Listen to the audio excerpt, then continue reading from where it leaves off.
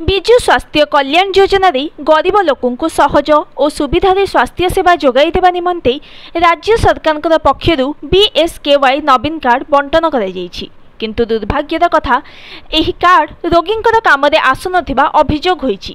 खोर्धा जिला टांगी block पंचुपाटिया grammar Prabhakar Vishwal एभली अभियोग करिसेंती।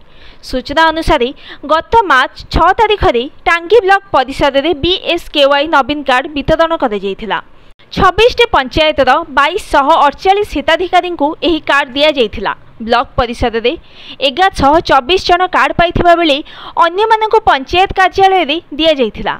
एही क्रम में प्रभाकर मध्य स्वास्थ्य कार्ड पाइथिले। परे तांकर यकृत जनित किछि समस्या देखा देबारु से भुवनेश्वर एक घरोई हॉस्पिटल को जाइथिले। सेठारे डाक्टर परामर्श अनुसार अस्त्रोपचार करथिले। तांको कहिबा अनुसार एथिपाई तांकर 3 लाख ऊर्ध्व टंका खर्च होईछि।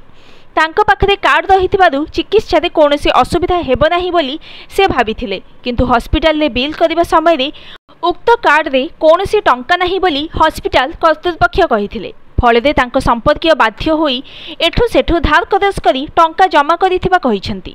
जदि स्वास्थ्य कार्ड आवश्यक स्थले काम न आसिबो तेबे एही कार्ड काहा हितरे बोली से प्रश्न करिसेंती। सेहीपरि टांगी ग्रामर आउ जने रोगी उक्त कार्ड को धरी विभिन्न हॉस्पिटल को दौड़ुथिबा देखिबाकु मिलिछि।